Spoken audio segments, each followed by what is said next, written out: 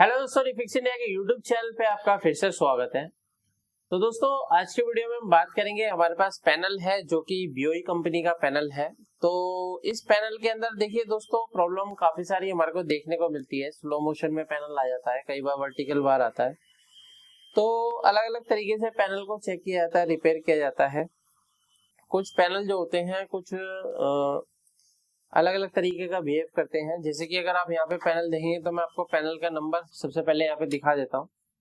ये जो पैनल है HB 320 WHB F56, इसका जो है नंबर है। काफी सारे टेक्नीशियन को शिकायत ये रहती है कि पैनल का नंबर नहीं बताते हैं। तो भाई मैं एक चीज बता देता हूँ कि आप तुक्के में काम मत करो। काम को अगर करना है तो प्रॉपर तरीके से सीखो और एक तरीके से काम करो। जरूरी नहीं है कि इस नंबर को देख के ही आप रिपेयरिंग कर पाओगे। आपको ट्रेसिंग करने का तरीका आपको पता होना चाहिए, रिपेयर करने का तरीका आपको पता होना चाहिए, तभी आप प्रॉपर तरीके से काम कर सकते हैं। तो भाई थोड़ा सा मेहनत करो और आगे बढ़ो, क्योंकि यहाँ पे अगर मैं नंबर दिखाऊंगा जो जरूरी नहीं है कि इस नंबर के अकॉर्डिंग इस पैनल में यहीं पे ही फॉल्ट आएगा। फॉल्ट कहीं से भी आ सकता है, फॉल्ट का कोई पता नहीं होता। तो अभी स्टार्ट करते हैं। सबसे पहले मैं आपको दिखा देता हूँ। ये जो पैनल है थोड़ा सा यहाँ पे ब्रोकन भी है, जैसे कि अगर आप यहाँ पे देखेंगे तो टेक्नीशियन जब इसको रिमूव कर रहा था तो यहाँ से थोड़ा सा यहाँ से ब्रेक भी हो गया उससे। लेकिन फिलहाल क्या है कि यहाँ पे क्या है कि ये जो ट्रैक है हमारे यहाँ पे ट्रैक यहाँ से इनपुट नहीं हो रहे हैं।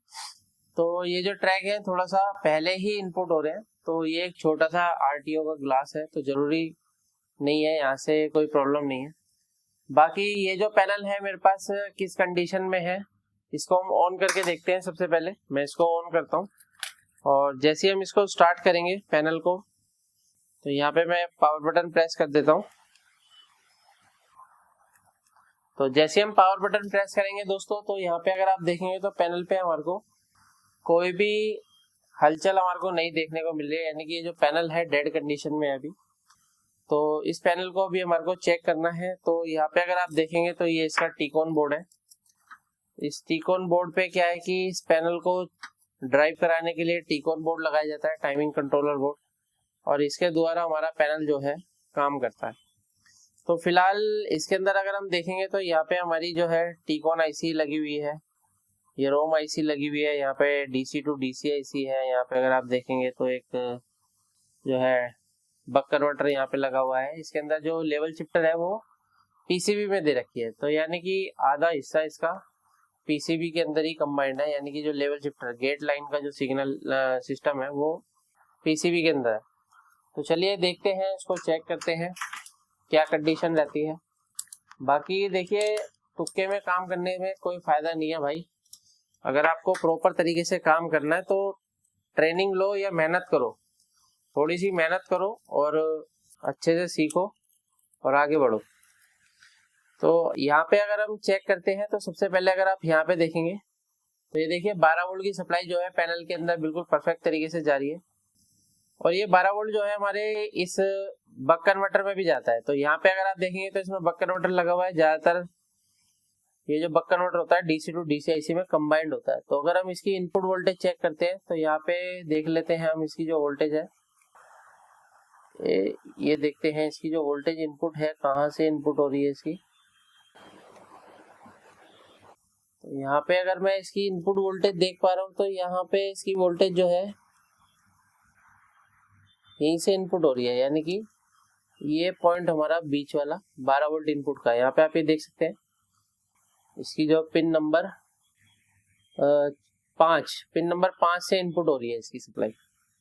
और इसकी जो आउटपुट वोल्टेज है वो पिन नंबर 2 से आउटपुट है। तो अगर हम 2 पे अगर आउटपुट वोल्टेज अगर मैं यहाँ पे चेक कर रहा हूँ तो मुझे यहाँ पे आउटपुट वोल्टेज नहीं मिल रहा है, जबकि यहाँ पे मुझे क्या है 3.3 वोल्ट की सप्लाई जो है मिलनी चाहिए।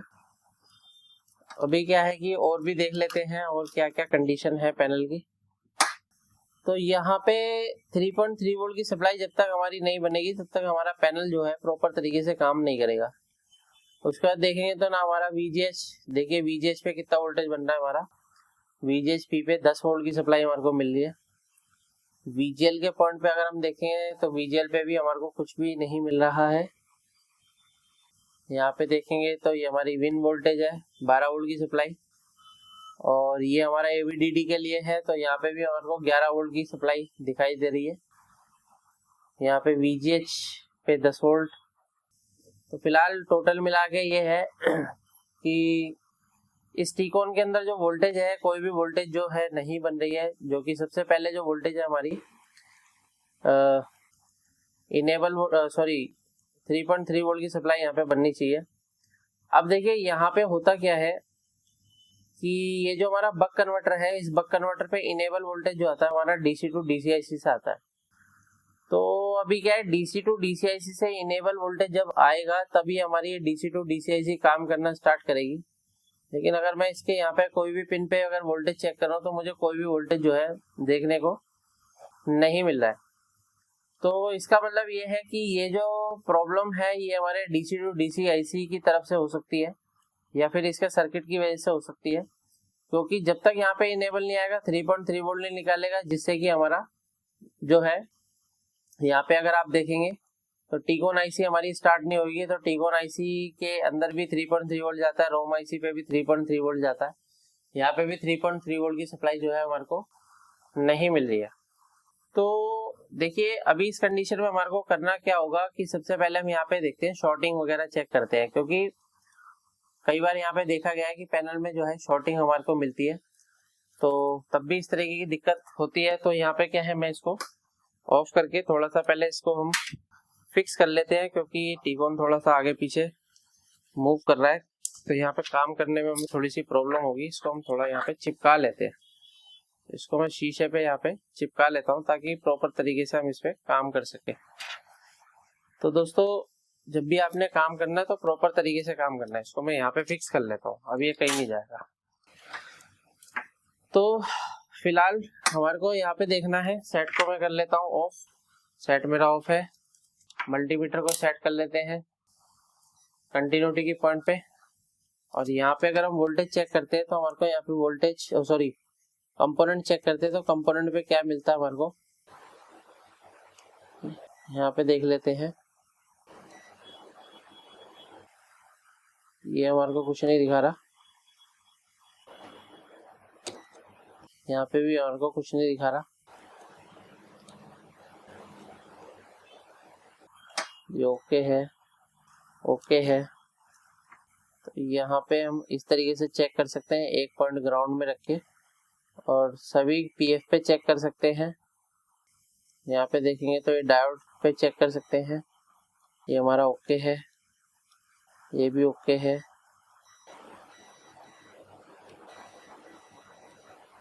ये ओके है, ये विन वोल्टेज। ऑलमोस्ट क्या है कि हमारा सारा सिस्टम ओके है, इसमें अंदर कोई भी शॉर्टिंग तो अभी तक हमारे को नहीं मिल रही है। तो देखिए इस कंडीशन में हम क्या काम करेंगे, सबसे पहले यहाँ पे क्या है, तो यहाँ पे शॉर्टिंग तो दोस्तों नहीं है, और अब भी अगर क्या है कि हमारा जो वोल्टेज नहीं आ रहा है और यहाँ पे शॉर्टिंग भी नहीं है, तो इस कंडीशन में हम जो है इसके DC टू DCIC को रिप्लेस एक बार करके चेक करते हैं। तो रिप्लेस करने के बाद देखते हैं क्या कंडीशन बनती है, मैं आपको दिखाता हूँ। तो अभी मैं यहाँ पे DC टू DCIC पे थोड़ा सा पेस्ट लगा लेता हूँ, और पेस्ट लगा के हम इसको रिप्लेस करते हैं। तो रिप्लेस करके देखेंगे कि पैनल की क्या कंडीशन बनेगी।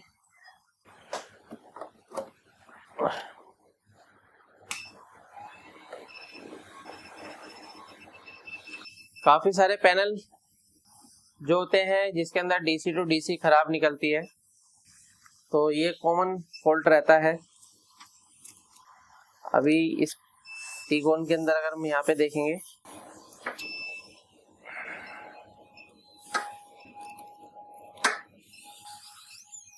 इसको हम यहाँ से रिप्लेस कर लेते हैं। इस IC को मैं यहाँ से रिमूव कर लेता हूँ, और ये जो IC है तो इस IC का जो नंबर है वो मैं आपको बताता हूँ, LP 6286 है, 6286 LP 6286 है। और इसकी जगह मुझे दूसरी आईसी लगानी पड़ेगी, तो इसके लिए मेरे पास स्क्रैप में ये टीकॉन होने चाहिए, तो इसकी हम निकाल देंगे, क्योंकि इसकी जो टीकॉन आईसी है वो मेरे पास शॉर्ट कंडीशन में है, यानी कि टीकॉन आईसी इसकी शॉर्ट है, तो इसकी हम DC to DC आईसी काम में ले लेंगे। तो इसमें क्या होता है दोस्तों, जो हमारे फॉल्टी जो हमारे कुछ बोर्ड वगैरह रहते हैं उनको हम यूज में ले सकते हैं। तो यहाँ पे क्या है, मैं इसको यहाँ से निकाल लेता हूँ और एज इट इज इस आईसी को हम इस टीकॉन के अंदर शिफ्ट करते हैं।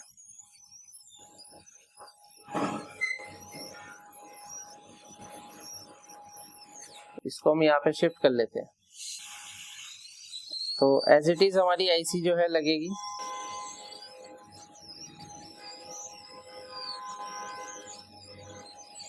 तो अभी क्या है, यहाँ पे आप देख सकते हैं आईसी हमारी बिल्कुल फर्स्ट क्लास तरीके से जो है लग गई है। ये हमने पुरानी आईसी जो है यहाँ से निकाल ली है। यहाँ पे अगर आप देखेंगे तो ये आईसी है हमारी खराब आईसी, और ये हमारी दूसरी आईसी है। क्योंकि कोई शॉर्टिंग भी नहीं मिली और कुछ भी हमारे को नहीं मिला, तो इस कंडीशन में हमें DC to DC IC replace करके देखना पड़ता है। तो उसके लिए हमारे पास क्या है, कुछ जो खराब टीकॉन होते हैं, तो ये सब चीजें हमारे पास रहनी चाहिए, तभी हम जो है रिपेयरिंग का काम प्रॉपर तरीके से कर सकते हैं।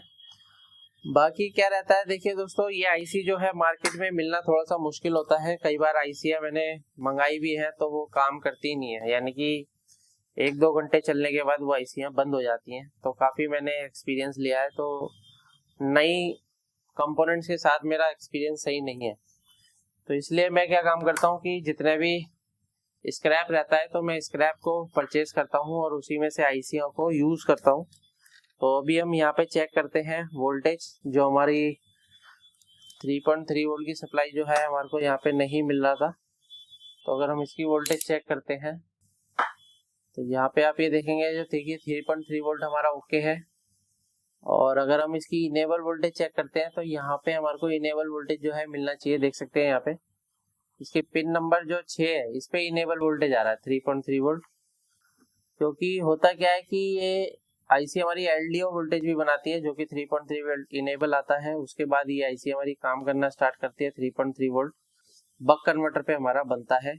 और उसके बाद हमारा टीकॉन और रोम आईसी में जाता है, और रोम आईसी हमारी enable voltage DC to DC को भेजती है, जिससे कि हमारी सभी वोल्टेज बनना स्टार्ट होती है। देख सकते हैं 30 वोल्ट की सप्लाई हमारी बनना स्टार्ट हो गई है। और VGH वोल्टेज अगर आप देखेंगे तो 30 वोल्ट है, बिल्कुल परफेक्ट है। VGL वोल्टेज भी मैं दिखा देता हूँ आपको, तो -7 वोल्ट की सप्लाई है। तो अभी आप यहाँ पे देख सकते हैं पैनल जो है मेरा बिल्कुल फर्स्ट क्लास तरीके से ऑन हो चुका है। और अभी क्या है, इसकी जो टीकॉन की सभी वोल्टेज जो है वो बन रही है। मैं दोबारा से आपको स्टार्ट करके दिखाता हूँ पैनल की कंडीशन। तो इसके अंदर क्या था कि जो DC to DC आईसी है वो इंटरनली ओपन होने की वजह से खराब हुई है, यानी कि वो शॉर्ट नहीं है, ना ही वो लीकेज कंडीशन है, ना ही वो शॉर्ट कंडीशन है, वो ओपन कंडीशन है। तो यहाँ पे आप ये देख सकते हैं हमारा पैनल जो है फर्स्ट क्लास तरीके से चल गया है। तो इस तरीके से आप किसी भी पैनल को आसान तरीके से रिपेयर कर सकते हैं। अगर आपके पास पैनल रिपेयर होने के लिए आते हैं और आपको प्रॉब्लम होती है रिपेयर करने में, तो आप हमारी ट्रेनिंग को ज्वाइन कर सकते हैं। ट्रेनिंग ज्वाइन करने के लिए नीचे दिए गए कॉन्टैक्ट नंबर पर कॉन्टैक्ट कर सकते हैं। वीडियो आपको पसंद आए तो वीडियो को लाइक करें, शेयर करें, कमेंट करें। Thank you.